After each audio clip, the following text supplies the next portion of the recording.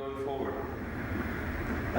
Bulk Infrastructure is a small company. It's owned by the people working there, largely by myself and a couple of external investors. But we started 10 years ago, and we were focusing on industrial real estate and also infrastructure. And this is why we have challenged ourselves to go into the data center industry.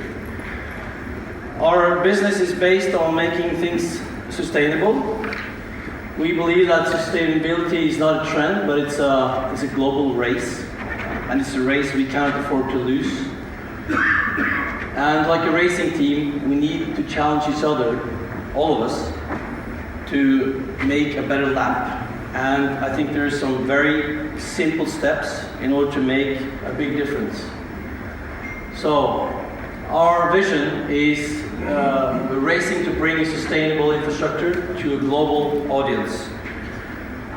So, our business started 10 years ago. We saw an opportunity to create a difference in the Norwegian logistic market. And we wanted to bring the logistics out from the cities. We have succeeded to do that by building almost 300,000 square meters of warehouses and logistic buildings outside of Oslo Center. Now we're trying to create electrical distribution within cities. We're trying to create a train as a means of transportation in Norway in a better state, so that we can get the goods now out of the city and onto the trains and onto sustainable sources for transportation. So this is our logistic part. But because we were working on that, we also saw a few years ago that we actually knew more than we knew at the time that we knew about digital logistics. Because logistics, just like Amazon, is the same as Amazon Web Services is also on the digital surface. So for us, creating logistic approach on construction and infrastructure, it's purely the same business. As has been mentioned here before, the cool climate has attracted a lot of players into the Nordics. And we are located, our business is located in Oslo and in the Kristiansand region down south, which I'll come back to in a few minutes. The attractive part about the climate in the Kristiansand region, it's very sheltered from the very rough winds that we get on the west coast of Norway. And that's also the closest area that we have to the rest of Europe. But the temperature, it's an average 4 degrees temperature in this region, which means that we don't get the very highs and we don't get the very lows. It's a very stable temperature. So that means that we don't have to invest in technology in order to create or compensate for the very large range of temperatures. So it's a coastal climate, which is very stable. One of the benefits, it rains a lot. And the raining season is very long, so it's an attractive place to be. And if we look at Norway, Norway has 98% of renewable energy through our hydroelectric sources. And people are coming now to the Nordics, not particularly realizing that, except for Iceland, I must say, because Iceland is actually 100% renewable. So if you don't go to Norway, go to Iceland. But what is the Nordic power system? People talk about one market. Yes, it's called the Nasdaq. It's a power market, but this market actually consists of a lot of bottlenecks. And this is where Norway is different than most of these other areas and countries. We see, this was, you can follow this live on Statnet's pages. That's the national grid in Norway.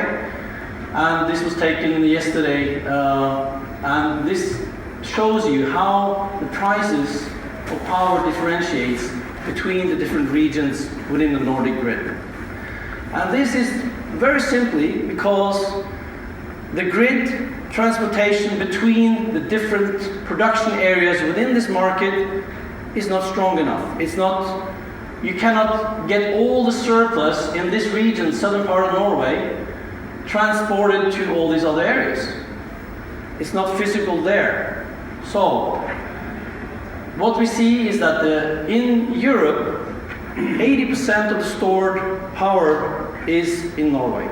Within Norway, 80% of that is stored in the southern part of Norway. That's where we create a huge surplus of electricity, hydroelectric electricity. And unfortunately, for the power producers here, the industry has moved out. There is not enough users for that power. So we are having a huge surplus of power. But now, for instance, there is a link here between in the Oslo fjord that has some trouble. It's been a 6 months repair time, and now you see that when everybody starts their business in 8 o'clock in the morning, we are not able to transfer that power over to this side and creating a stable market. So what happens? The price is devastated on this side. So either you are on the right side of that grid or you're on the wrong side. You have to be on the production side. And this, we just looked at the last year. This is the cheapest spot price of power in Europe. And there is a surplus in this region that creates a price difference in these different markets. When we started looking at an international site like this, we wanted to target these markets, the big international markets, where we think that we can make the biggest change happen. Like has been mentioned here earlier, now the Norwegian government is taking also the data center industry seriously. So they have agreed to reduce or actually take away most of the tax so that there is no energy tax for data centers above 0.5 megawatts. And that makes Norway the cheapest in the market for power. So we set out, I didn't realize that we had an opportunity to create the world's largest data center campus on renewable energy. The first part is difficult, and you all know there's huge campuses all over the world. But the second part, if you add that, that's quite simple. Because here we're talking about hydroelectric energy. This is the Scandinavian ring, how the infrastructure on fiber looked when we started in 2010 and 11. Look at this. And I didn't realize until then that that's why the major companies looking for sites in Norway, they were looking around Oslo.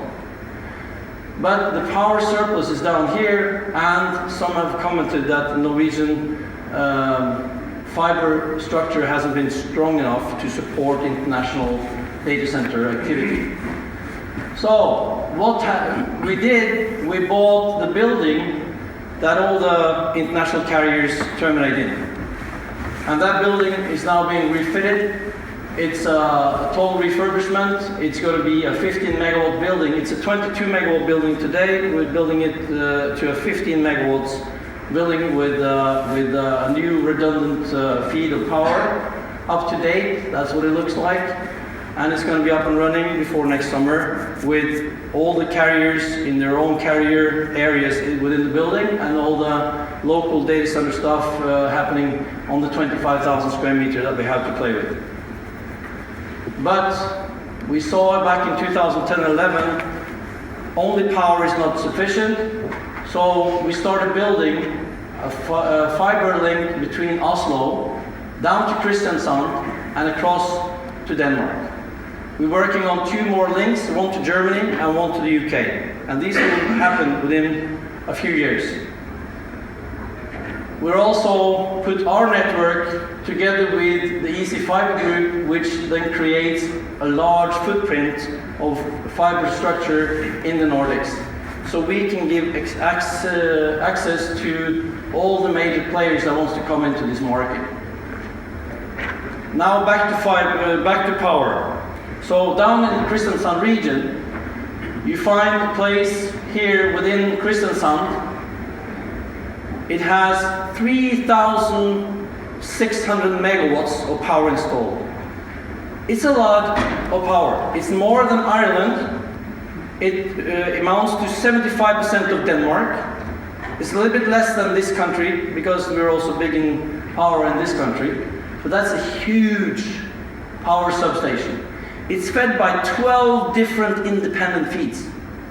Norway is by far the most resilient grid in the world. And Number 2 is New Zealand, which is quite far away, but there's quite a difference. But within Norway, this is by far the most resilient place to be. So here we have a good place to grow the industry. So the campus, which is called N for Norway, 01 for data, N01 campus is located off Kristiansand. It's only 20 minutes ride here. We get the ships coming in with containers. We have transportation means on the railway, which is sustainable. We have the airport. Everything here is within 30 minutes. We have the university. We have also a recycling plant next to us. And recycling is very important in my business because I want to take care of those servers when they are no longer in service. So what we have done, we have zoned 3 square kilometers of land for data center purpose, surrounding the biggest substation that we have in Norway. We are next to the recycling area, and we have designed our own buildings which we can accommodate to. I'll get back to that. So this is now what it looks like today. We have built our own utility. We have 2 feeds, an A and a B. They're both designed for 100 megawatts. So that's at least a way to start. So we have 2 feeds of 100 megawatts. If we needed 1,000, we'll get 1,000. The only problem if we take out 1,000 megawatts is that Denmark is not getting enough power across because we are illegal for us to export power to Denmark if we need it ourselves. So this is actually the right side of the cable you want to be. So here we have we're building 2 security houses now. The first data center is going to be up and running in the spring. And that's on speculation. We will see that everything works, everything will be tested, we will have local tenants within it running it, and then you can book your data center here. So the site that we looked at right now is right here. It's about 13 football fields, and the area is quite enormous. It's 3 square kilometers, as mentioned. We can do greenfield sites. You probably don't want it because it's quite a hilly area and it's rocky, so it's a lot of blasting. But we prepared the platform. We can build your shell and core the way you want it. We can build a white space for you. We will offer you the white space. We can also put the service in and give you infrastructure as a service. Whatever you would like to have. So the first campus is these 7 buildings here. And this is the first one we are putting up. You will see these big tanks here. They are for collecting rainwater, so we can use rainwater with adiabatic cooling in the summertime and also get the cost of running it down to a minimum. So the design is also, I think it's the second one in Europe to be in accordance with European data center standard EN 5600. And this is when it comes to building construction, power distribution, environmental control, telecommunication, cabling, infrastructure, security systems, management and operational information.